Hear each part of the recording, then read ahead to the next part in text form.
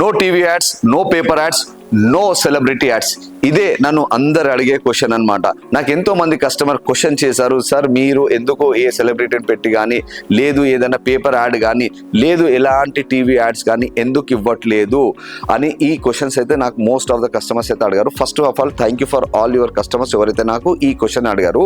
నేను ఒకటే కాన్సన్ట్రేషన్, నేనే వీడియో ద్వారా వచ్చి మీకు అడ్వర్టైజ్మెంట్గానే చేస్తానన్నమాట. అంటే నా ప్రోడక్ట్ని నేనే ప్రమోషన్ చేసుకుంటాను. ఎందుకు అని అంటే నా ప్రోడక్ట్ ఎలాంటి క్వాలిటీ యూజ్ చేశాను నేనే దానికి జస్టిఫై చేయగలుగుతాను. కానీ అదే ఏదైనా తీసుకొచ్చి దాన్ని అడ్వర్టైజ్మెంట్ చేయాలనుకోండి, వాళ్ళకి ప్రోడక్ట్ సంబంధం ఉండదు, ఓన్లీ డబ్బులకే సంబంధము. సో మనం అలాంటి పనులు చెయ్యము.